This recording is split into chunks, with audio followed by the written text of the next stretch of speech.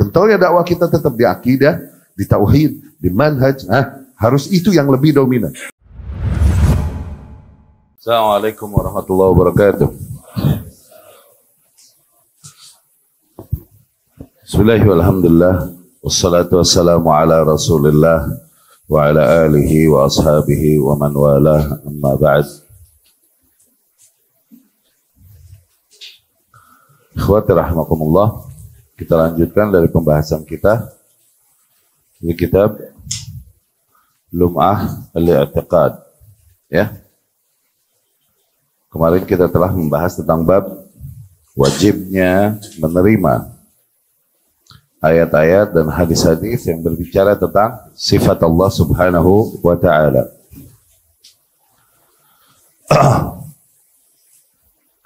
Masuk bab selanjutnya, kalamu a'immatis salaf fi sifat. Ucapan yang diriwayatkan dari para imam-imam salaf tentang sifat Allah Subhanahu wa ta'ala. Qala al-Imam Abu Abdullah Ahmad ibn Muhammad ibn Hanbal radhiyallahu anhu. Al-Imam Ahmad ibn Hanbal rahimahullah berkata, fi qaulin Nabi sallallahu alaihi wasallam, mengomentari sabda Nabi sallallahu alaihi wasallam, innallaha yanzilu ila sama'id dunya. Sesungguhnya Allah turun ke langit dunia. Dan juga sabda Nabi, innallaha yura fil qiyamah. Sesungguhnya Allah Subhanahu wa ta'ala dapat dilihat kelak di hari kiamat.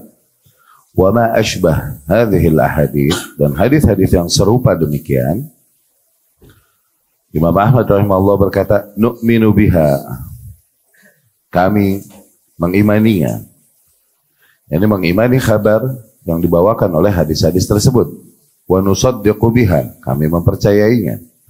La kaif wala ma'nan, tanpa kaif, yakni tanpa membayangkan bagaimana detail teknis atau detail bentuk tentang sifat zat Allah Subhanahu wa ta'ala. Wala ma'nan, tidak juga secara makna, yakni tidak secara makna, maknanya tidak sebagaimana makna yang dimaksud oleh para kaum ahlul bid'ah, ya.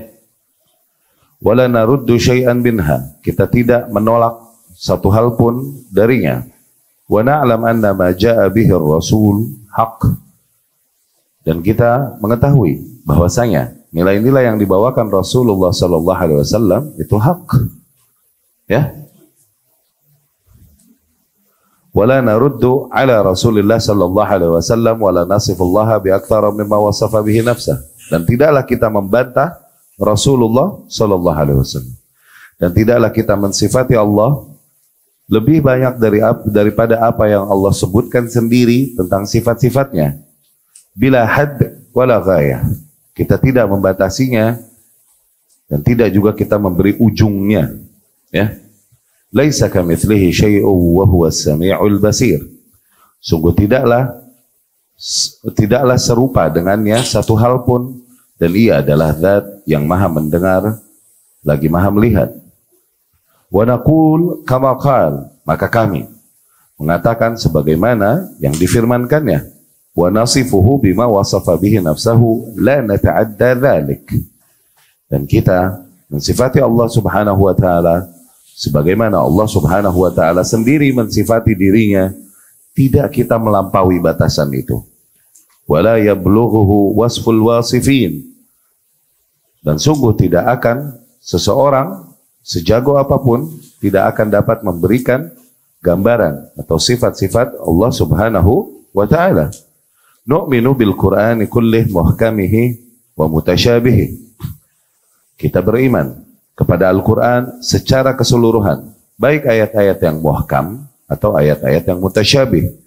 Wala nuzilu anhu sifatan min sifatih li syana'atin syuni'at, dan tidaklah kita menghilangkan salah satu dari sifat-sifatnya hanya karena terdapat celaan-celaan yang dicela, yakni dicelakan oleh para ahli bid'ah, ya.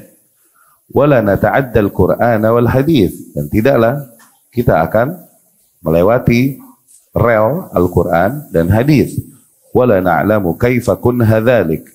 Dan kita di dalam mengimaninya tidaklah kita mengetahui bagaimana esensi atau substansi hal tersebut illa bitasdiqir Rasul sallallahu alaihi wasallam wa tathbitil Quran, kecuali dengan cara mengimani Rasulullah sallallahu alaihi wasallam dan menegaskan atau menetapkan kabar yang dibawakan Al-Quran. Ya. Tayyib. Nah, itu tadi diantara ucapan Al-Imam Muhammad ibnu Ahmad ibnu Hanbal rahimahullah, menegaskan konsep akidahnya di dalam mengimani asma wa sifat. Ya. Jadi bab ini berbicara tentang ungkapan-ungkapan para imam ahlus sunnah yang menggambarkan konsep keimanan mereka di dalam mengimani asma wa sifat. Ya. Ini pertama disebut adalah ucapan Al-Imam Ahmad bin Hanbal rahimahullah. Ya, di situ sama seperti konsep akidah yang selalu kita jelaskan, bahwasanya keterangan-keterangan yang datang di dalam Al-Quran kita mengimaninya sebagaimana Allah kabarkan dan Rasulnya sampaikan sallallahu alaihi wasallam. Karena itu adalah dari Al-Quran. Kita mengetahui maknanya sebagaimana datangnya dengan bahasa Arab.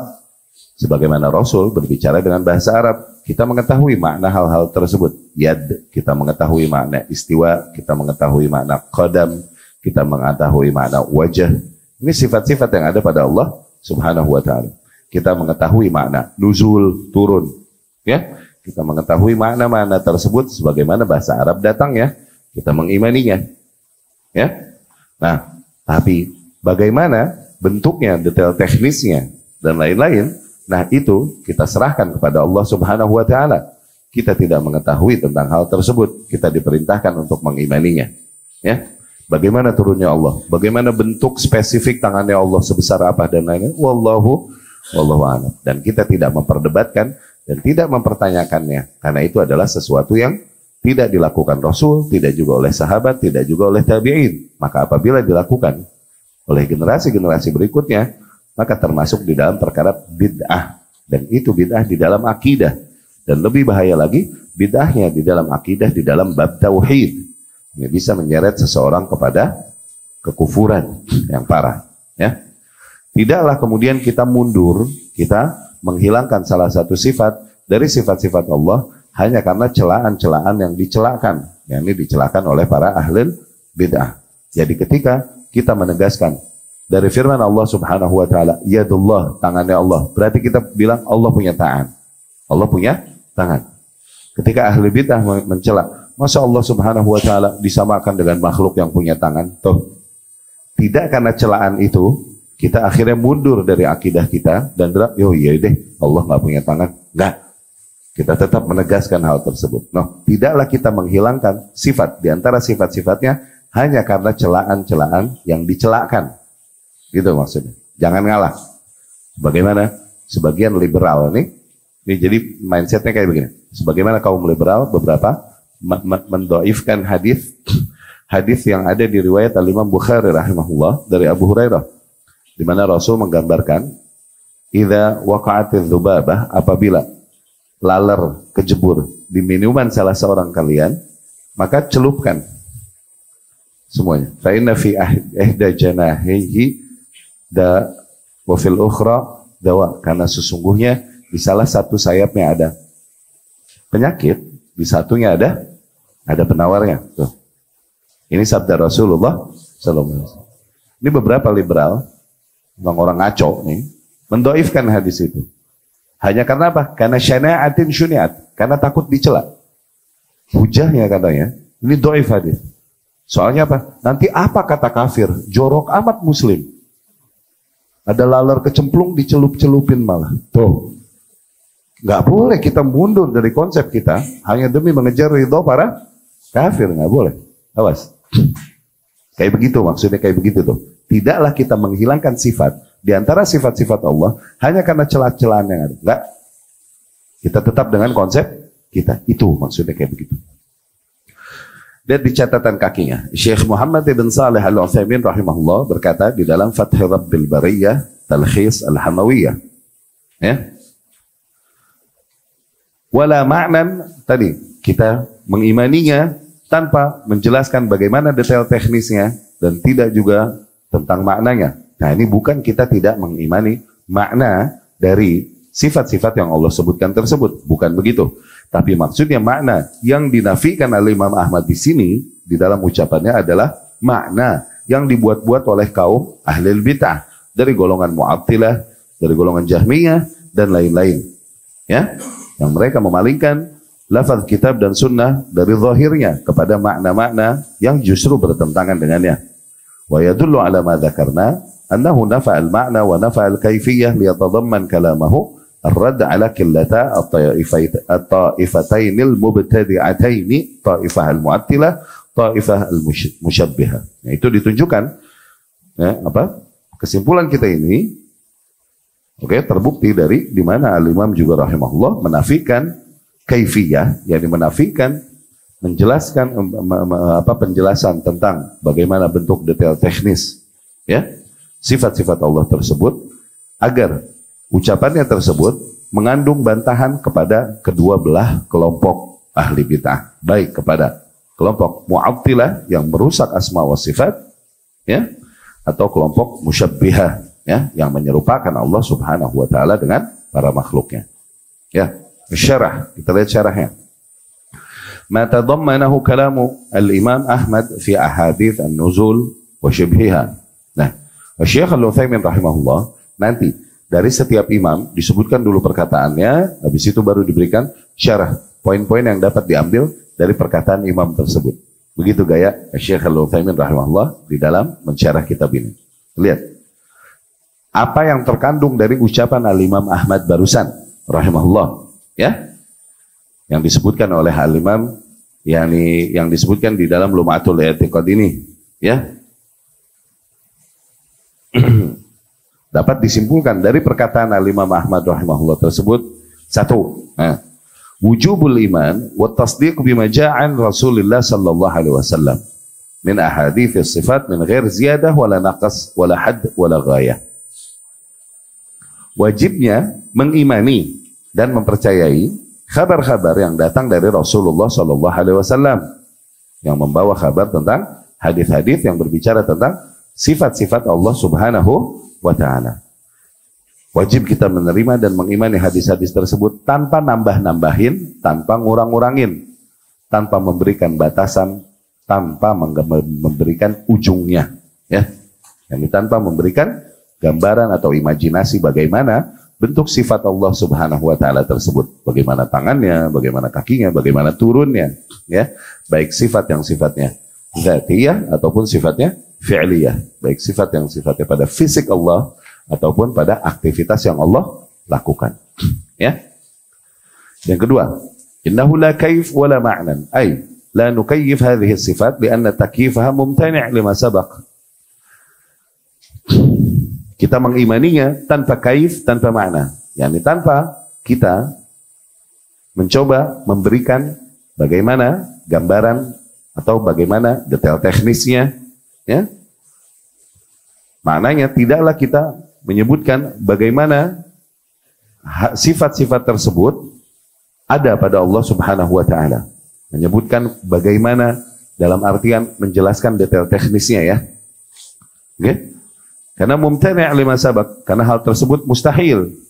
Dari apa yang telah kita jelaskan tadi, laisa muraduhu an la kaifiyah li sifatih. Kita bilang la kaif, maknanya bukan berarti tidak ada hakikat sifat-sifat Allah Subhanahu wa taala pada dirinya, bukan demikian. Ya. Tapi yang kita nafikan nih, keilmuan kita nggak tahu gimana hakikat tangan Allah Subhanahu wa taala. Kita nggak tahu bagaimana hakikat wajah Allah Subhanahu wa taala. Bukan berarti Allah wajahnya nggak berbentuk, bukan berarti Allah tangannya nggak berbentuk. Enggak, dengan bentuknya. Ya. Tapi kita nggak tahu kayak gimana. Nggak tahu batasannya, nggak tahu ujungnya kayak apa, nggak tahu awalnya kayak apa. Ya. Ya. Wa muraduhu nafyul ma'na as-sahih al-muwafiq li dhahiriha alladhi fassaraha bihi salaf. Nah, dan kita menafikan maknanya. Maknanya menafikan makna yang ditakwilkan oleh para ahli bid'ah. ketika mereka memalingkan makna ayat-ayat mutasyabihat tersebut dengan makna-makna yang bertentangan dengan zahir lafaznya, seperti mereka mentafsirkan yad, tangan, dengan kemampuan. Mereka menafsirkan wajah dengan makna lain yang bertentangan dengan zahir lafaznya. Nah, kita tidak mengimani maknanya, bukan berarti maknanya tangan tersebut tidak punya makna, bukan. Tapi kita tidak mengimani sebagaimana makna yang diyakini oleh para kaum ahlul bid'ah. Ya, maksudnya demikian. Ya. La kaifiyah li sifati li'anna sifatuhu thabitah haqqan. Dikarenakan sifat-sifat Allah Subhanahu wa taala benar adanya. Wa kullu syai'in thabit fala budda lahu min kaifiyah. Dan setiap hal yang benar adanya pada Allah Subhanahu wa taala pasti ada bentuknya. Ada detail teknisnya, pasti ada. Ya? Lakin kaifiyah sifatillah ghair ma'lumah lana. Tapi itu adalah hal yang tidak kita ketahui. Yang tidak kita ketahui bagaimana bentuknya, bagaimana detail teknisnya, dan lain-lain. Di dalam hal itu kita menahan diri. Jangan mencoba memberikan gambaran. Ya, maka kaidah Ahlussunnah al-imanu biha wajib. Ya kan? Al-yad, misal tangan. Al-yad ma'lum. Tangan kita ketahui tangannya apa? Tangan. Al-imanu biha wajib. Mengimaninya wajib ya, karena ayat Allah. Nggak boleh kita mengimani. Tidak mengimani satu huruf di dalam Al-Quran terhitung tidak mengimani Al-Quran keseluruhannya. Mengingkari satu hadis dari Rasul SAW terhitung mengingkari Rasul secara keseluruhan. Tuh, ya. Tapi al-kaifiyah, bagaimana bentuk detail teknisnya, majhul. Ini kita nggak tahu. Ini hal yang tidak kita ketahui, di luar pengetahuan kita. Ya, wasu'alu anha, dan memperdebatkannya bid'ah. Ya, bid'ah. Zain. Wala ma'nan ay la nuthbit laha ma'nan yukhalif zahirha. Yani tidaklah kita mengimani maknanya tidak kita mengimani maknanya sebagaimana makna yang bertentangan dengan zahir lafaznya, sebagaimana yang dilakukan oleh para ahli takwil. Bukan maknanya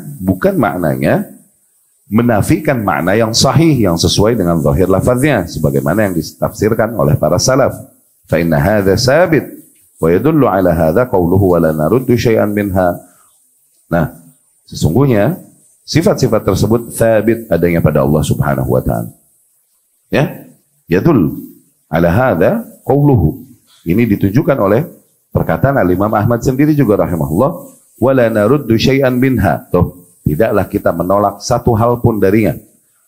Wa nasifuhu bima wasafa bihi nafsah, dan kita mensifatinya sebagaimana Allah mensifati dirinya sendiri. Wala nuzilu anhu sifatan min sifatih, dan tidaklah kita menghilangkan salah satu sifat dari sifat-sifatnya li syana'atin syuni'at, hanya karena celaan yang dicelakan. Wala na'lamu kaifa kun hadzalik, kalaupun kita tidak mengetahui bagaimana bentuk substansinya, esensinya. Ya. فإن نفيه لرد شيء منها ونفيه لعلم كيفيتها دليل على إثبات المعنى المراد منها. Oh, ya. Jadi kita menafikan dari segala sisi. Kita bilang ada maknanya sebagaimana yang dimaksudkan secara zahirnya. Kita membantah kaum yang berkata entahlah artinya itu apa ya, entahlah artinya itu apa istiwa. Kita membantah kaum itu, enggak. Maknanya, artinya udah tahu jelas sebagaimana bahasa Arab, sebagaimana zahirnya. Tidak juga kita memalingkan dari makna zahirnya sebagaimana yang dilakukan oleh para ahlut takwil, ya, tidak juga ke sana. Itu berarti kita mengisbat sesuatu yang di tengah, ya. Yang ketiga, wujub al-iman bil Qur'ani kullih. Perkataan Imam Ahmad rahimahullah tersebut mengandung juga, dapat diambil juga nilai darinya, kewajiban untuk mengimani Al-Quran secara keseluruhan, muhkamihi, ya, baik yang muhkam, wa huwa mattadhaha makna, yaitu dari ayat-ayat yang maknanya jelas, tidak sulit difahami, wa mutasyabihi, dan baik ayat-ayat yang sifatnya mutasyabih, yang multitafsir, wa huwa ma ashkala makna, yang seringkali menyulitkan maknanya, memahaminya. Fa naruddul mutasyabih ilal muhkam. Nah, kita kembalikan yang ayat-ayat yang bersifat mutasyabih ini kepada ayat-ayat yang bersifat muhkam, liyattadiha makna, agar tampaklah maknanya, agar jelaslah maknanya. Fa in lam yattadih wajib al-imanu bihi lafdhan. Nah, dan apabila masih juga sebuah kalimat dari ayat-ayat Allah Subhanahu wa taala masih juga belum jelas maknanya, maka tetap kita diwajibkan untuk mengimaninya saja sudah. Ini sebagai firman Allah Subhanahu wa taala secara lafaz. Wa tafwid ma'nahu ila Allah taala, dan kita menyerahkan maknanya kepada Allah Subhanahu wa taala. Yani beberapa kasus di dalam ayat-ayat Al-Qur'an seringkali ulama, kalaupun kan sifatnya mutasyabih, beberapa ayat sifatnya mutasyabih. Jadi di dalam ayat-ayat Al-Qur'an ada ayat-ayat yang sifatnya muhkam, ada ayat-ayat yang sifatnya clear, mudah difahami. Ada ayat-ayat yang sifatnya mutasyabih. Ini terlalu multi tafsir sehingga membingungkan maknanya. Nah, yang mutasyabih ini bagaimana kita memahaminya? Diarahkan maknanya kepada yang muhkam, seolah-olah yang muhkam ini mentafsirkan yang mutasyabih. Oke? Nah, apabila ternyata udah diarahkan kepada yang muhkam, beberapa kasus, beberapa ayat-ayat Allah udah diarahkan kepada yang muhkam, masih belum jelas juga maknanya, masih belum bisa kita tangkap juga maknanya, maka wajib kita mengimaninya secara lafaznya, sudah. Adapun maknanya kita serahkan kepada Allah Subhanahu wa ta'ala. Ada beberapa kasus demikian, ya, tapi tidak pada sifat-sifat Allah Subhanahu wa ta'ala. Sifat Allah Subhanahu wa ta'ala jelas, terang. Kalaupun ada beberapa ayat mutasyabihat, dapat ditafsirkan dengan ayat-ayat yang sifatnya muhkam, atau dapat dari penjelasan Rasulullah dan salaf tentang hal-hal tersebut. Oke? Tapi seperti misalnya al-ahruf al-muqatta'ah, huruf-huruf yang putus. Ya? Alif, lam, mim. Nah. Kaf, ha, ya, ain, sad. Apa artinya? Itu udah dikembalikan kepada yang muhkam, masih juga nggak bisa mentafsirkan maksudnya apa ini. Sudah, imani saja. Itu dari Allah sih. Tuh. Aman nggak konsep kita? Ahlus sunnah. Jadi awas nih, yang dimaksud Imam Ahmad, yang dimaksud kesimpulan di sini, apabila tidak juga jelas maknanya, maka kita wajib mengimaninya secara lafaz dan menyerahkan maknanya, mentafwidkan maknanya kepada Allah. Ini bukan lagi membenarkan mazhabnya kaum mufawwidah, bukan. Yang kemarin kita ceritakan, mufawwidah ingat gak? Dimana bahkan pada ayat-ayat sifat seperti yad, tangan, mereka bilang nggak tahu yad ini artinya apa, nggak tahu, kita serahkan kepada Allah. Salah. Itu mereka mau mentakwil, takut karena Rasul nggak pernah takwil. Mau bilang yad ini tangan, takut juga karena Masya Allah punya tangan, tuh kena virus juga dari ahli takwil. Ya, akhirnya yad artinya apa dong? Udahlah, kita serahkan saja kepada Allah. Kita tafwid maknanya kepada Allah. Itu kaum mufawwidah. At-tafwid kata Syekh Al-Albani rahimahullah, at-tafwid al-jahl. Tafwid hakikatnya jahl. Dan itu nggak mungkin Rasul nggak tahu artinya yad, nggak mungkin. Itu bahasa Arab kok. Ya. Nah, mereka mengimaninya secara lafaz dan menyerahkan maknanya kepada Allah Subhanahu wa taala, sebelah situ batin. Ya. Tapi yang di poin ketiga ini dari kesimpulan Syekh Utsaimin bukan lagi membenarkan mazhab mereka, bukan. Awas. Tapi di dalam beberapa kasus ayat-ayat yang memang nggak ada keterangan jelas dari Allah pada ayat-ayat yang muhkam, atau nggak ada keterangan tafsiran maknanya dari Rasulullah Sallallahu Alaihi Wasallam, misalnya dari hadis-hadis yang sahih. Nah, sudah kita imani saja lafaz tersebut sebagai kalamullah, maknanya kita serahkan kepada Allah Subhanahu wa ta'ala. Contoh kasusnya tadi, ahruf al-muqatta'ah, ya. Huruf-huruf yang sering disebutkan bersendiri di dalam ayat-ayat Al-Quran yang kita nggak tahu artinya apa maksudnya. Ya. Alif, lam, ra. Apa itu maksudnya? Ya? Ada yang bisa mentafsirkan lebih lanjut deh. Ya.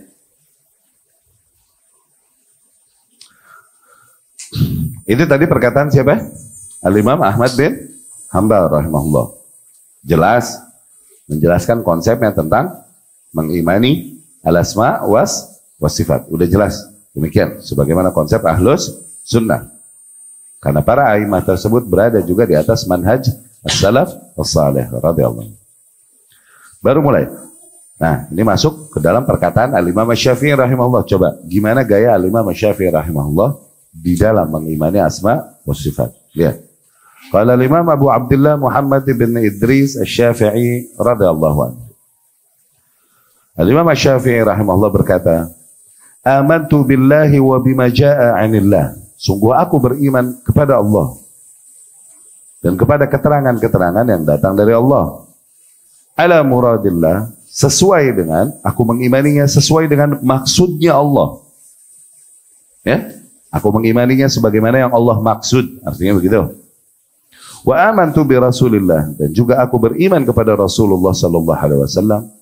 Wa bima jaa an Rasulillah, aku mengimani keterangan-keterangan juga yang datang dari Rasulullah sallallahu alaihi wasallam ala muradi Rasulillah, yang sesuai cara memahaminya dengan apa yang Rasul maksud sallallahu alaihi wasallam. Ya.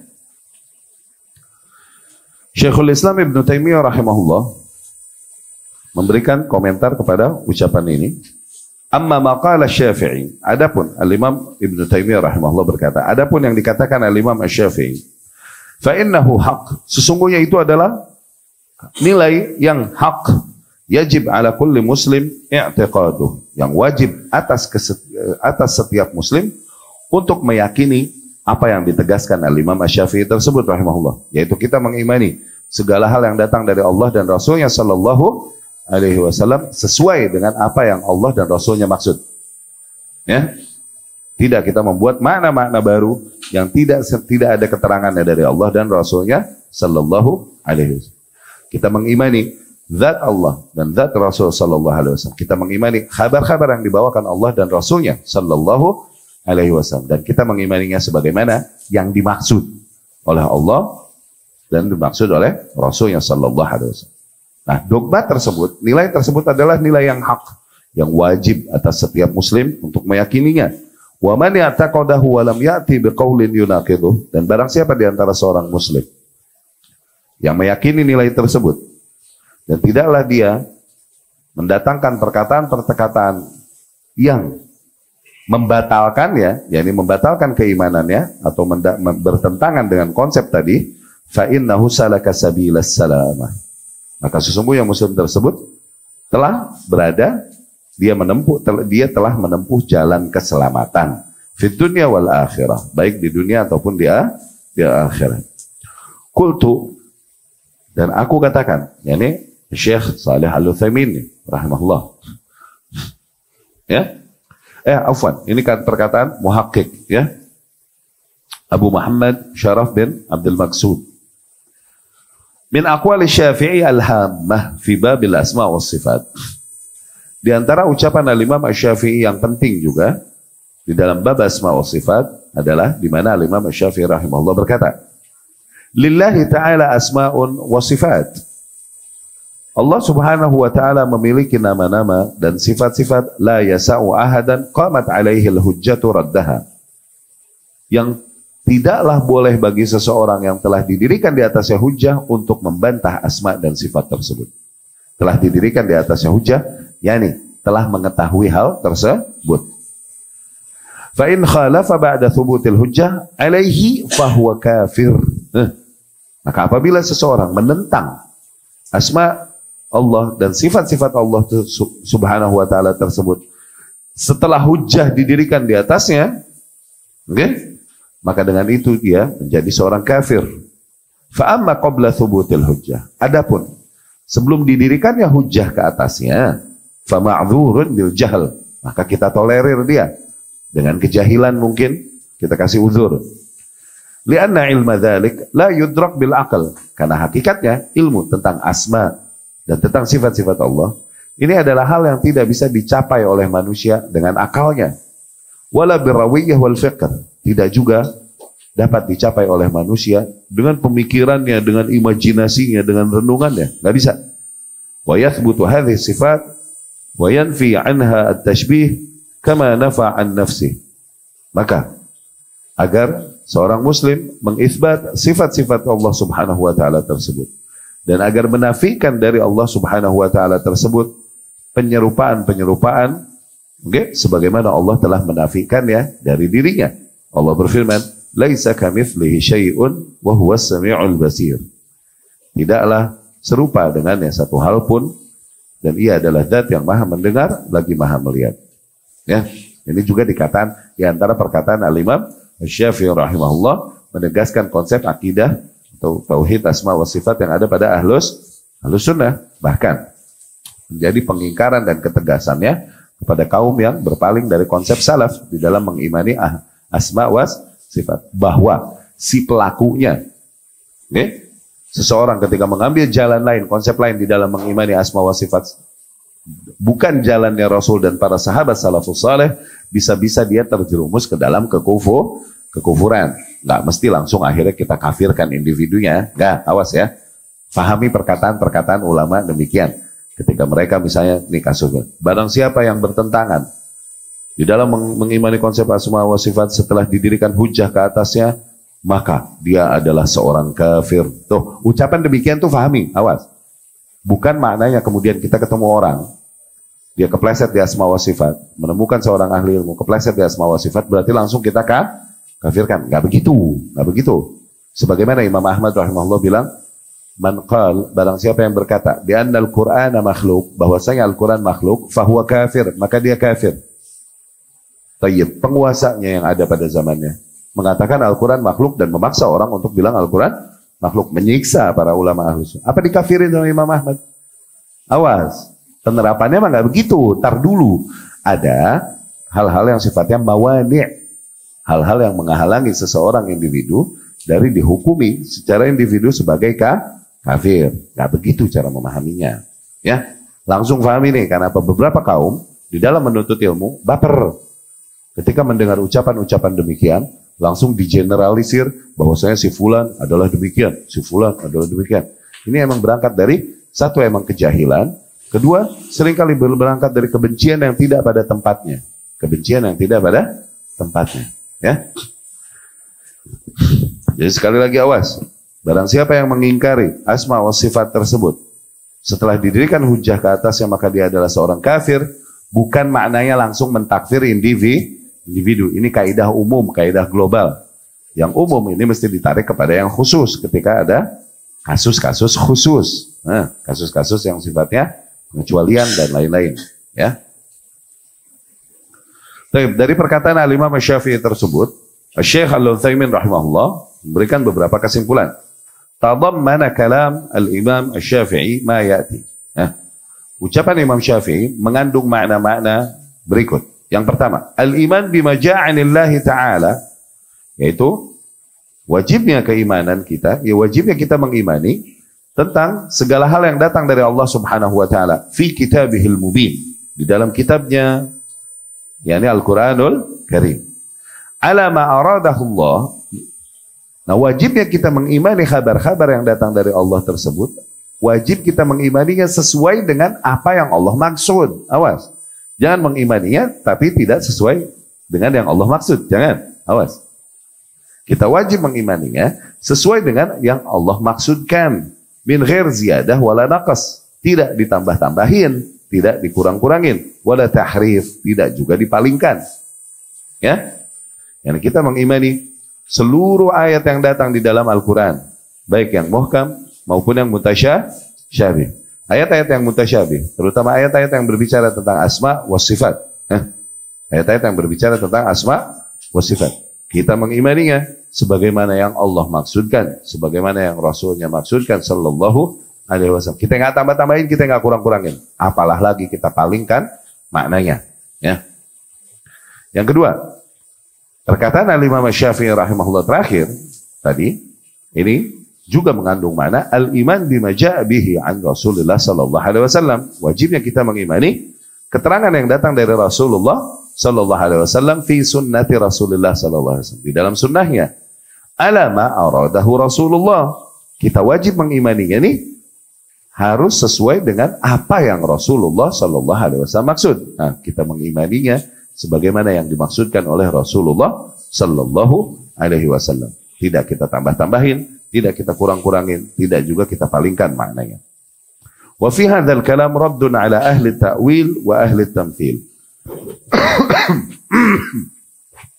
Dari pernyataan demikian terdapat bantahan terhadap dua kelompok atau dua kutub menyimpang di dalam asma wa sifat. Dari perkataan Al-Imam rahimahullah terdapat bantahan terhadap ahli ta'wil dan ahli at-tamthil.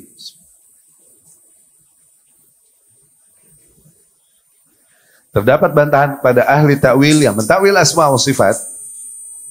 Oke? Dan ahli tamthil yang coba memberikan kepada Allah Subhanahu wa taala perumpamaan-perumpamaan. Ya? Lianna kulla wahid minhum lam yu'min bima ja'a 'anillah wa rasulih ala muradillah wa rasulih. Tuh. Dikarenakan setiap kelompok ahli bid'ah tersebut berarti mereka dengan konsepnya mereka tidak mengimani yang datang dari Allah dan Rasulnya sebagaimana yang dimaksud oleh Allah dan Rasulnya sallallahu alaihi wasallam. Ya, mereka mengimaninya sesuai dengan hawa nafsunya aja. Tidak sebagaimana yang dimaksud oleh Allah dan Rasulnya sallallahu alaihi wasallam. Fa inna ahla ta'wil naqasu. Nah, ahli ta'wil dengan apa yang mereka lakukan, dengan itu mereka mengurang-urangi sifat Allah Subhanahu wa taala. Ketika disebutkan Allah punya tangan, mereka bilang Allah enggak pantas punya tangan. Nah, Allah punya kaki, Allah enggak pantas punya kaki. Allah turun, enggak pantas Allah turun sama naik. Ya, menurut mereka itu semua sifat-sifat makhluk enggak pantas Allah begitu. Dengan hujah katanya mau mensucikan Allah, yang ada justru mereka menghilangkan sifat-sifat Allah Subhanahu wa ta'ala. Ya. Wa ahlut tamthil zadu. Ya, adapun kutub satunya, kelompok yang yumathil, yang memberikan perumpamaan tentang Allah Subhanahu wa taala, zadu, mereka berlebihan menambah-nambahkan keterangan dari apa yang Allah Subhanahu wa taala dan Rasulnya sampaikan sallallahu alaihi wasallam. Ya, jadi dua kutub itu adalah dua kutub kesesatan, tamthil dan ta'wil. Adapun ahlus sunnah di tengah kita mengimaninya sebagaimana datang, sebagaimana yang dimaksud oleh Allah dan Rasulnya sallallahu alaihi wasallam. Dan kita menahan diri pada perkara-perkara yang memang di luar kemampuan dan pengetahuan manusia untuk mengetahuinya. Ketika Rasul tidak menerangkan, maka tidaklah kita lebih tahu daripada Rasul. Tidaklah kita lebih tahu daripada salafus saleh. Kita menahan diri pada posisi-posisi yang dimana mereka menahan diri. Di mana Rasul dan para salafus saleh menahan diri darinya. Ya. Wa ala hadza daraja salaf wa a'immatul khalaf. Kemudian Al-Imam rahimahullah berkata melanjutkan, wa ala hadza daraja salaf wa a'immatul khalaf radhiyallahu anhum. Demikianlah para imam-imam ahlus sunnah, baik dari imam-imam terdahulu maupun imam-imam yang kesini-sininya kontemporer, demikianlah konsep mereka di dalam mengimani asma wa sifat. Kulluhum muttafiqun 'alal iqrar wal imrar. Tuh. Ini ikrar sama imrar nih. Ikrar, imrar, isbat. Oh. Ya. Semua para imam ahlus sunnah nih menyepakati sikap untuk mengikrar, yakni mengikrar, mengisbat. Artinya itu. Menetapkan. Allah bilang Allah punya tangan, maka kita tetapkan, ya, Allah punya tangan. Tuh begitu. Allah punya kaki, ya, kita tetapkan Allah punya kaki. Kita mengisbat. Wal imrar, ya, ini membiarkan maknanya sebagaimana datang bahasa tersebut dalam bahasa Arab dan memberikan hakikatnya, bagaimana bentuknya, detail teknisnya kita serahkan kepada Allah Subhanahu wa taala. Itu iqrar, imrar, isbat.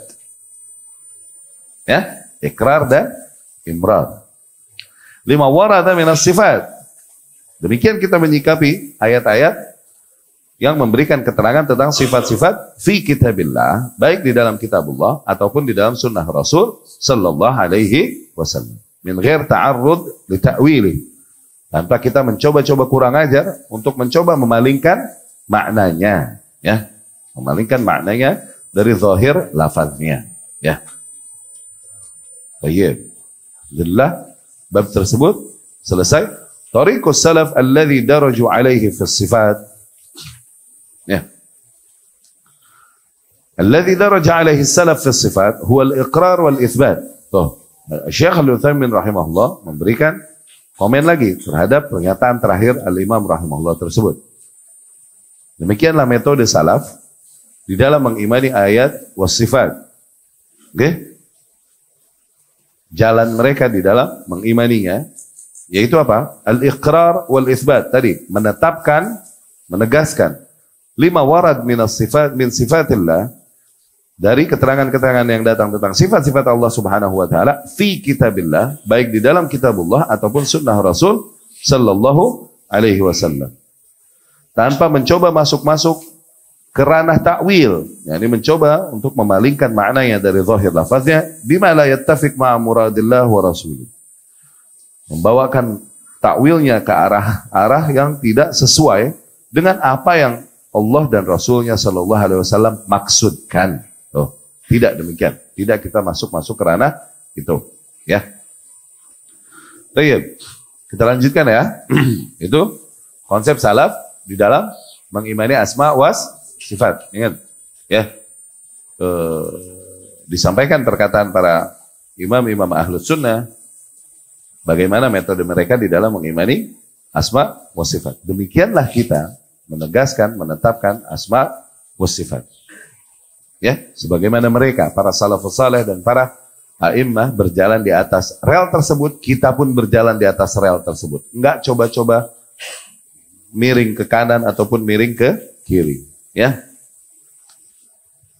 Bab selanjutnya dari kitab ini berbicara tentang targhib fi sunnah wa tahdhir min al bid'ah. yakni dorongan bagi para kaum muslimin untuk berpegang teguh kepada sunnah dan peringatan ke atas mereka dari perkara-perkara yang sifatnya bid'ah. Ya. Baik. Di antara yang kental dari konsep ahlus sunnah di dalam beragama, tadi di dalam bab tauhid adalah di mana kita mengimani asma wa sifat sebagaimana para salafus saleh mengimaninya. Ya, kita mengikrar dan mengimrar sebagaimana mereka para salafus saleh mengikrar dan mengimrar. Ya. Itu di dalam asma wa sifat. Dan di dalam beragama secara keseluruhan, Ahlus Sunnah adalah kaum yang paling menjaga kemurnian agamanya. Paling menjaga kemurnian agamanya dengan menjaga kemurnian ajaran Rasulullah SAW. Melestarikan apa yang memang diajarkan olehnya. Yang menjadi nilai-nilai yang datang darinya. Yaitu sunnahnya. Dan kemudian memperingatkan manusia dari hal-hal yang mengotori sunnahnya ini. Menodai sunnahnya ini. Yaitu perkara-perkara yang bid'ah. Yang mengotori agama. Merusak agama, menjauhkan agama dari kemurniannya. Ahlus sunnah kaum yang paling menegaskan nilai ini. Ya, wajibnya untuk berpegang teguh kepada sunnah dan wajibnya untuk peringatkan, jauhkan diri kita dari bid'ah dan peringatkan manusia dari bid'ah. Ya. Jadi ini bukanlah konsep yang baru datang, baru-baru kemarin dibawa oleh Al-Imam Muhammad ibn Abdul Wahab. Lah. Konsep beragama ini adalah konsep yang berjalan sejak zaman Rasul, zaman sahabat, tabi'in, tabi'in, zaman salafus saleh, dan demikian para a'immah ahlus sunnah. Al-Imam Muhammad ibn Abdul Wahab rahimahullah bukan lain. Hanyalah seorang imam, di antara imam-imam ahlus sunnah yang menyerukan kepada konsep dan metode yang sama. Tidaklah dia membuat formula beragama sendiri, sehingga konsep keyakinan itu dinisbahkan kepada namanya, nggak pantas. Karena bukan dia yang bikin. Hah? Sehingga dibilang Wahabiyah dan lain-lain. Bukan lain. Itu hanyalah julukan-julukan yang diberikan oleh mereka yang tidak. Yang Allah berikan di hati mereka kebencian kepada dakwah yang menyerukan manusia kepada kemurnian Islam. Kepada tasfiyah dan tarbiyah. Mereka memberikan istilah dan julukan tersebut kepada konsep dakwah demikian dengan nama Wahabiyah dan lain-lain. Ya. Tapi ya, biarkanlah musuh melakukan makar yang mereka lakukan, kita tetap berjalan di atas jalan kita. Ya. Wa in tasbiru wa tattaqu la yadhurrukum kaiduhum syai'a. Apabila kalian terus bersabar, sabar udah di atas konsep kita, di atas tugas kita. Wa tattaqu, terus realisasikan ketakwaan sebatas kemampuan kita. Tipu daya musuh sebesar apapun itu tidak akan berefek bagi kalian. Nggak ngaruh. Biarkan saja musuh-musuh Islam, musuh-musuh sunnah melakukan yang mereka lakukan. Kau lakukanlah apa yang harus kau lakukan sebagai seorang muslim. Tugasmu. Udah. Oke? Biarkan mereka lakukan apa yang mereka lakukan. Serah. Nggak mesti kita layanin. Nggak mesti kita wasting time. Ya kan? A'rid anhum. Berpalinglah dari mereka. Apa ini? Ya kan? Masaluna, perumpamaan kita nih, seperti kaum yang berjalan di atas sebuah jalur. Apabila ketika kita berjalan di jalur ini, Setiap kali orang menyanggah di kanan dan kiri kita layanin, kita layanin, kita layanin, kita layanin. Kapan kita mau sampai? Hah? Dan bukan kita nggak bisa ngebantah, para ahli bid'ah dan orang-orang yang mencela konsep sunnah. Bukan kita nggak bisa bantah. Cuma sebagaimana dikatakan Al-Imam Asy-Syafi'i rahimahullah. Bukannya aku tak mampu membantah mereka. Walakin la yanbaghi lil asad ay yarudda nubahal kilab. Tapi emang enggak pantas bagi seekor singa untuk menjawab gertakan gonggongan anjing-anjing. Ini dakwah ya akhi.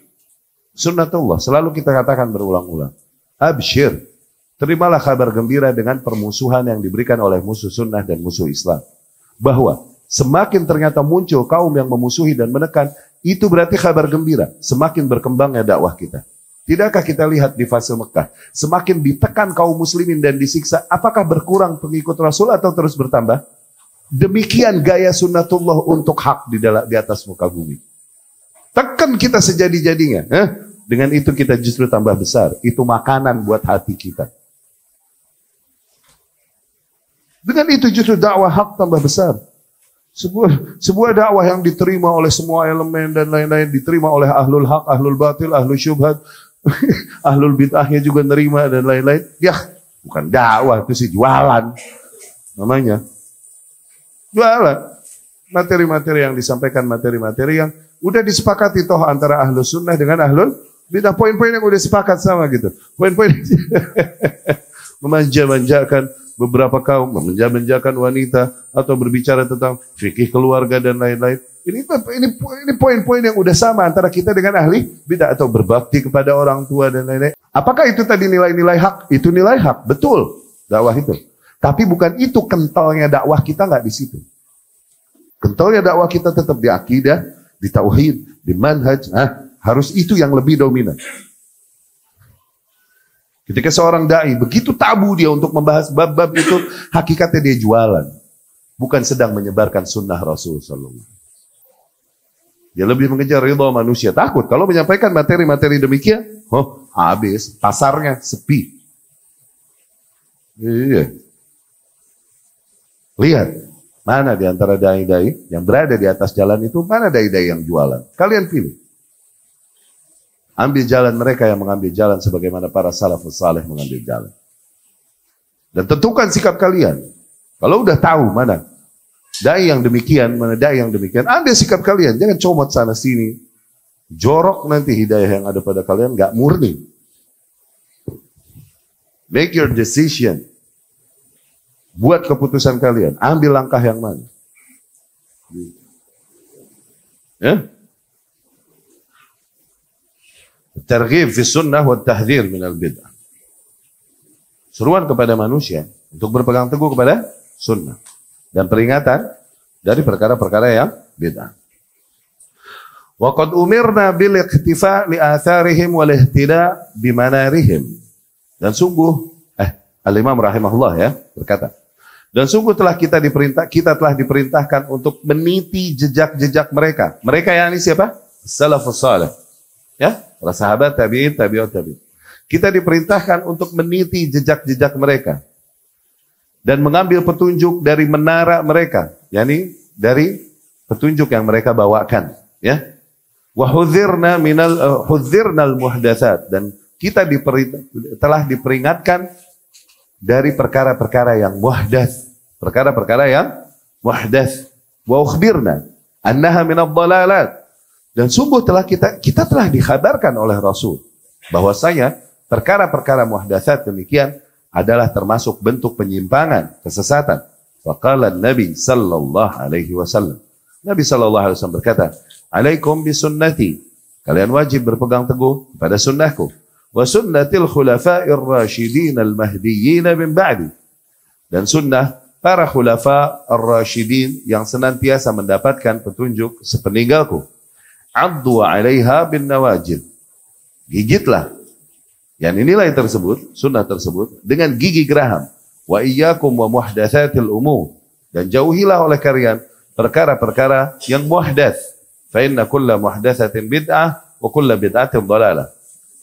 Dan sesungguhnya setiap perkara yang muhdats tersebut adalah kebid'ahan, dan setiap kebid'ahan adalah sebuah kesesatan. Tayyib. Bayangkan kita kaum yang beriman kepada Allah Subhanahu wa taala. Kita yakin bahwa Allah Subhanahu wa taala mengutus Muhammad sallallahu alaihi wasallam sebagai nabinya, membawakan pesan-pesannya. Sebagai rasulnya membawakan pesan-pesannya.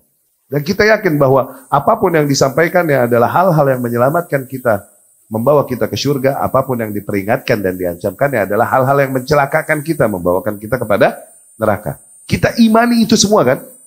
Nah sekarang Rasul menyampaikan bahwa saya wajib kita berpegang teguh kepada sunnah. Dan Rasul peringatkan kita jauhi perkara-perkara yang bid'ah itu. Bukankah maknanya berarti dengan berpegang teguh kepada sunnah adalah di antara cara atau di antara hal-hal yang membawakan kita kepada surga, dan bahwa berpegang teguh kepada bid'ah adalah keburukan yang mencelakakan kita baik di dunia atau di akhirat? Bukankah maknanya demikian? Bagi mereka yang emang beriman kepada Rasul sallallahu alaihi wasallam, kurang terang apa lagi? Kok masih berpaling dari sunnah, doyan sama bid'ah? Asyarah wal iqtida' bihim fi dzalik wajib. Dan bertauladan kepada para salafus saleh, yakni mengikuti jejak mereka, wajib. Disimpulkan dari sabda Rasul sallallahu alaihi wasallam, "Alaikum bisunnati wa sunnatil khulafa'ir rasyidin." Kalian, alaikum yakni wajib atas kalian. Lakum yakni kalian boleh, gitu.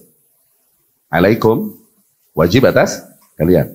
Kalau lakum artinya you may, kalian boleh. Ya. Alaikum bisunnati, wajib kalian berpegang teguh kepada sunnahku dan sunnah para khulafaur rasyidin al-mahdi. Al-mahdi yakni yang senantiasa diberikan hidayah, senantiasa dibimbing. Min ba'di, sepeninggalku. Addu 'alaiha bin nawajib, gigitlah dengan gigi geraham. Wa iyyakum wa muhdatsatil umur, dan jauhilah oleh kalian perkara-perkara muhdats. Fa inna kulla muhdatsatin bid'ah, karena sesungguhnya setiap perkara muhdats itu bid'ah. Kullu bid'atin dhalalah, setiap perkara bid'ah adalah sebuah bentuk kesesatan. Diriwayatkan Imam Ahmad, Abu Dawud, Tirmidzi, ia berkata hasan sahih dan disahihkan oleh Syekh Al-Albani rahimahullah. As-sunnah wal bid'ah wa hukmu kullin minhuma. Sunnah dan bid'ah dan hukum setiap hal. Sunnah secara bahasa artinya thariqah, jalan. Secara istilah artinya makana alaihi Nabi sallallahu alaihi wasallam wa ashabuhu min aqidah wa amal. Ya. Yani sebuah bentuk keyakinan atau bentuk praktek yang biasa dilakukan Nabi dan para sahabat, itu sunnah. Tafsirannya di sini begitu ya. Oke. Okay? Wattiba'us sunnah wajibun. Apabila kita tahu bahwa sunnah adalah sesuatu yang diyakini dan diamalkan oleh Rasulullah sallallahu alaihi wasallam dan para sahabatnya, maka mengikuti sunnah kita dapat simpulkan berarti hukumnya wajib. Dan firman Allah Subhanahu wa taala, laqad kana lakum fi Rasulillahi uswatun hasanah. Ya, sungguh bagi kalian, tuh lakum. Lakum artinya apa? Kalian boleh, atau bagi kalian, for you. Sungguh bagi kalian pada Rasulullah sallallahu alaihi wasallam telah terdapat contoh yang baik, yakni contoh yang ideal bagi mereka yang memang berharap Allah dan hari akhir, yakni mereka yang beriman kepada Allah, mereka yang beriman kepada hari akhir. Ya. Dan itu diantara bentuk keimanan, seseorang yang memang beriman kepada Allah dan kepada hari akhir, artinya begitu. Berarti dia akan mengikuti sunnah Rasul sallallahu alaihi wasallam. Wa qawluh, dan sabda Nabi, alaikum bisunnati wa sunnah al-khulafa'ir rasyidin al-mahdiyyin. Wal bid'ah lughatan al-syai' al-mustahdats. Dan bid'ah secara bahasa adalah sesuatu yang baru. Wastilahan, dan secara istilah, ma uhditsa fid din ala khilaf ma kana alaihi Nabi sallallahu alaihi wasallam wa ashabi min aqidah atau amal. Adapun makna bid'ah secara istilah adalah sesuatu di dalam hal agama, sesuatu yang dibuat-buat manusia di dalam hal beragama yang bertentangan dengan apa yang datang dari Nabi Shallallahu Alaihi Wasallam dan para sahabatnya, baik sifatnya akidah, baik sifatnya amalan, ya, haram. Dan bid'ah, apabila kita ketahui bahwa bid'ah adalah sesuatu yang dibuat-buat di dalam agama, bertentangan dengan yang datang dari Allah dan para sahabatnya, maka kita dapat simpulkan, berarti hukumnya apa? Hukumnya haram berarti. Allah Subhanahu wa taala berfirman, "Wa may yushaqiqir rasul min ba'di ma tabayyana lahul huda." Barang siapa yang menentang Rasul setelah jelas datang baginya petunjuk, wa yattabi' ghaira sabilil mu'minin, kemudian dia ikuti jalan lain selain jalannya orang-orang yang beriman, nuwallihi ma tawalla, maka kami akan palingkan mereka ke arah mereka berpaling, wa nuslihi jahannam, dan kami akan lemparkan mereka ke dalam jahannam, wa sa'at masira, sungguh seburuk-buruknya tempat kembali. Ya. Wa qawluh, dan sabda Nabi, wa iyyakum wa muhdatsatil umur, dan bid'ah itu haram. Juga disimpulkan dari ayat tadi, barang siapa yang menentang Rasul, nah itu, ya. Dan disimpulkan juga dari sabda Nabi Shallallahu Alaihi Wasallam, dan jauhilah oleh kalian perkara-perkara yang muhdats, ya, karena sesungguhnya perkara muhdats demikian adalah bid'ah. Setiap bid'ah demikian adalah sebuah bentuk kesesatan, ya.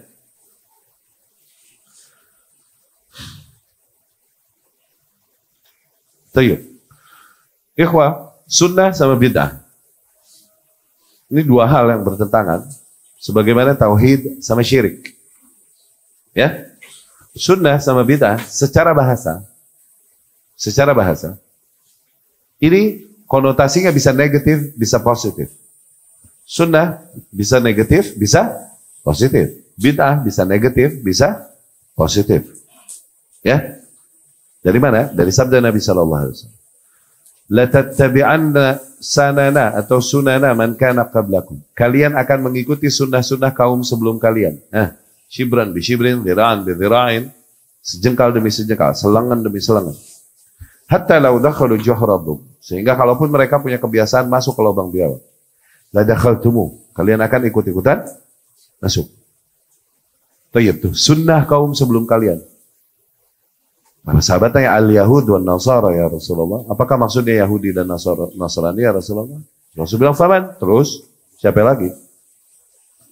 Berarti sunnah bisa negatif kan? Iya kan? Secara bahasa, sunnah bisa negatif. Iya kan? Demikian bid'ah. Bid'ah, sesuatu yang baru.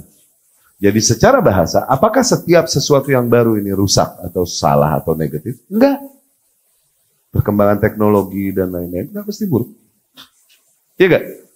Sesuatu yang baru nggak mesti buruk.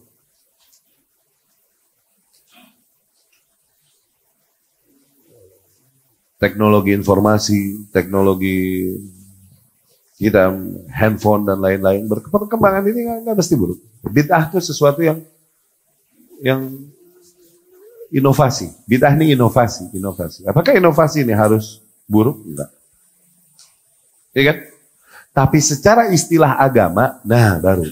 Ketika dibilang sunnah, secara istilah agama, maknanya secara istilah, maka 100% hak sunnah adalah wahyu.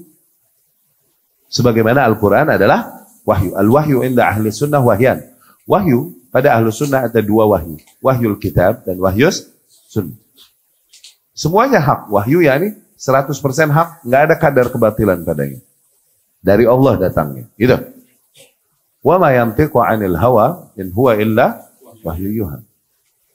Ya. Abdullah bin Amr bin As radhiyallahu anhu biasa menulis segala hal yang disebut Nabi sallallahu alaihi wasallam. Dia cerita di Muqaddimah Imam Muslim ada rahimahullah. Urid hifdzah, aku ingin menghafalkannya. Fanahatni Quraisy, tapi pentolan-pentolan Quraisy, pembesar-pembesar Quraisy melarangku. Dan dia berkata, inna Muhammadan bashar. Muhammad ini manusia juga. Yarda wa yaghdab. Bisa ridha, bisa marah. Yani nggak usah ente lebay. Semua hal yang dia sebut ente tulis, ente lebay ente. Begitu. Dilarang. Fa'amsaktu anil kitabah. Aku pun menahan diri, nggak nulis lagi. Sampai datang kesempatan, aku tanyakan langsung kepada Rasulullah sallallahu alaihi wasallam. Ya Rasulullah, kuntu aktubu kulla majanin laku uridu hifdzah. Ya Rasulullah, aku mau menulis segala hal yang datang darimu ya Rasulullah. Aku ingin menghafalkannya. Tapi ini orang-orang pembesar Quraisy melarangku. Katanya kau manusia biasa, bisa ridho, bisa marah. Diaduin lah sama Abdullah bin Amr bin As. Rasul pun berkata sallallahu alaihi wasallam, "Uktub walladzi nafsi biyadihi ma kharaja minhu illa al-haq." Tulis, demi zat yang jiwaku berada di tangannya, tidaklah keluar darinya kecuali yang hak. Maka yang datang dari Rasul sallallahu alaihi wasallam ini itu hak 100%. Wahyu. Jelas sunnah. Ya? Sunnah di dalam istilah syariat berarti konotasinya positif 100%. Kalau dibilang sunnah secara istilah syariat, tadi secara bahasa bisa negatif, bisa kebiasaan, jalan, metode. Sunnah itu begitu kan? Secara bahasa bisa negatif, bisa positif. Tapi secara istilah syariat, sunnah, wahyu, 100% hak. Ya? Bentuknya adalah amalan-amalan yang diamalkan atau keyakinan-keyakinan yang diyakini. Amalan-amalan yang diamalkan atau keyakinan-keyakinan yang diyakini. Ya. Jadi demikian maksudnya, sunnah adalah sesuatu keyakinan atau amalan yang dimana Nabi SAW dan para sahabatnya demikian. Itu tadi sunnah maksudnya. Nah, apabila sunnah secara istilah agama ini, secara istilah syar'i adalah 100% hak, maka bid'ah sebaliknya. Tadi bid'ah secara bahasa bisa positif, bisa negatif. Tapi bid'ah di dalam agama maka 100% negatif. 100% bentuk kesesatan. Dari situ Nabi bilang, kullu bid'atin, kullu muhdatsatin bid'ah, wa kullu muhdatsatin bid'ah, wa kullu bid'atin dhalalah. Setiap perkara yang sifatnya inovasian manusia yang di dalam agama adalah sebuah kebid'ahan. Dan setiap kebid'ahan adalah sebuah bentuk kesesatan. Oh. Ya, itu sunnah dan bid'ah. Jadi jelas, dari pengertian tadi, udah dapat dengan fitrah kita simpulkan. Oh berarti wajib kita ngikutin sunnah, wajib kita menghindari dan menjauhi bid'ah. Udah dengan fitrah kita dapat menangkap itu. Dan itu diantara konsekuensi syahadat. Aku bersaksi bahwa Muhammad adalah Rasulullah. Konsekuensinya adalah itu. Yani aku menjadikan Muhammad SAW dan jalannya sebagai satu-satunya hal yang aku tempuh. Tidaklah aku jadikan jalan-jalan lain bagiku dari jalan-jalan yang dibuat manusia. Itu diantara konsekuensi asyhadu anna Muhammadar Rasulullah. Ya. Wa qala Abdullah bin Mas'ud radhiyallahu anhu. Abdullah bin Mas'ud radhiyallahu anhu berkata, "Ittabi'u wa la tabtadi'u faqad kufitum." Ittabi'u, ikuti sajalah, yakni ikuti sajalah contoh yang udah ada pada kalian. Nilai-nilai yang udah sampai di antara kalian. Wa la tabtadi'u, enggak usah bikin-bikin barang baru. Loh, enggak usah bikin-bikin hal baru. Faqad kufitum. Sungguh kalian telah dicukupi. Sungguh kalian telah dicukupi. Yani semua jalan menuju kepada Allah Subhanahu wa taala ini, mendekatkan diri seorang hamba kepada Allah, telah dijelaskan oleh Rasulullah sallallahu alaihi wasallam dan disampaikan oleh para sahabat radhiyallahu anhu. Udah cukup udah untuk kalian itu. Enggak usah bikin-bikin hal-hal baru lagi yang kalian kira mendekatkan diri pada Allah, hakikatnya tidak. Faqad kufitum. Ittabi'u, udah ikutin aja yang udah diajarin. Wala tabtadi'u, jangan bikin-bikin hal-hal baru. Faqad kufitum. Wa qala Umar bin Abdul Aziz radhiyallahu anhu kalaman makna. Nah, Umar bin Abdul Aziz radhiyallahu anhu berkata yang maknanya, kif haitsu waqafal qaum. Berhentilah di mana kaum tersebut berhenti. Yani ambillah sikap sebagaimana mereka mengambil sikap, gitu. Kaum tersebut yakni para salafus saleh, para sahabat radhiyallahu. Fa innahum an ilmin waqafu. Dikarenakan mereka nih berhenti, berangkat dari ilmu mereka. Yani mereka mengambil sikap tersebut, itu berangkat dari ilmu mereka. Wa bibasarin nafidhin kaffu. Dengan pandangan mereka yang tajam dan jauhlah, dari situlah mereka menahan diri. Ya, ini mereka nggak ngomong, diam, nggak mengambil sikap. Ini juga berangkat dari ilmunya, berangkat dari pandangan mereka yang jauh dan tajam. Wahum ala kashfiha kanu aqwa. Dan ketahuilah bahwasanya mereka, yakni para sahabat radhiyallahu anhum, itu mereka lebih mampu untuk mengungkap tabir kebenaran, untuk menyimpulkan kebenaran ini mereka lebih mampu. Wabil fadli law kana fiha ahra. Dan mereka nih pasti akan lebih bersegera, bersemangat apabila di situ terdapat keutamaan. yakni di dalam sebuah hal. Apabila memang di situ terdapat keutamaan memang mendekatkan diri kepada Allah, pastilah sahabat duluan, pastilah tabi'in duluan, salafus saleh duluan. Itu artinya. Fala in qultum, apabila kalian berkata hadatsa ba'dahum, apabila kalian berkata muncul sesuatu sepeninggal mereka, yakni sepeninggal salafus saleh, sepeninggal sahabat, fama ahdatsahu illa man khalafa hadiyahum, maka ketahuilah sesungguhnya tidaklah membuat-buat hal baru tersebut kecuali kaum yang pasti mengkhilafi hidayah yang dibawakan oleh para sahabat. Wa raghiba an sunnatihim, pasti yang mengadakan hal-hal baru tersebut, yang mengada-adakan hal baru tersebut adalah kaum yang yang membenci sunnah mereka. Walaqad wasafu minhu ma yashfi, sungguh para sahabat telah memberikan sifat-sifat yang memuaskan bagi kita. Wa takallamu minhu bima yakfi, dan mereka telah menjelaskan kepada kita kebenaran dengan cukup. Fama fauqahum muhassir, sungguh tak ada lagi di atas mereka takalluf. Jadi nggak mesti ada lagi upaya yang lebih besar daripada upaya mereka di dalam menyampaikan kebenaran yang komplit ini. Wa madunahum muqassir, mereka yang lebih daripada para sahabat effortnya, maka mereka berlebihan takalluf, dan orang-orang yang mengurangi dari apa yang disampaikan oleh para salafus saleh, maka mereka muqassir, orang yang ngurang-ngurangin. Laqad qassara anhum qaumun fajafau, sungguh sebagian kaum telah mengurang-urangi hidayah yang dibawakan oleh para sahabat. Fajafau, akhirnya mereka menjadi kaum yang jafa, dan yang menyimpang. Wa tajawaza akharun, dan sebagian kaum yang lain menyampaikan berlebih-lebihan lagi, menyampaikan apa-apa yang tidak disampaikan oleh para sahabat, oleh para salafus saleh. Faghalau, akhirnya mereka menjadi kaum yang hulu. Jafa ini kutub lain daripada hulu, ya, kutub lain daripada hulu. Hulu artinya apa? Berlebih-lebihan. Jafa ya berarti ngurang-ngurangin, ya, benar di tengah, ya.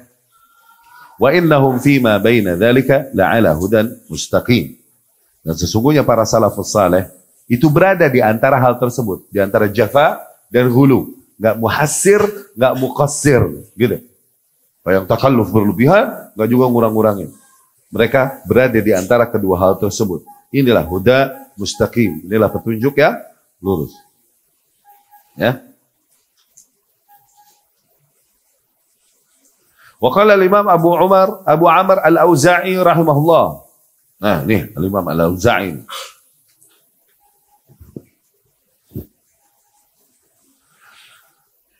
Beliau rahimahullah berkata, "Alaika bi athari man salaf." Wajib bagimu untuk mengikuti, meniti jejak mereka para pendahulu, yakni para salafus saleh.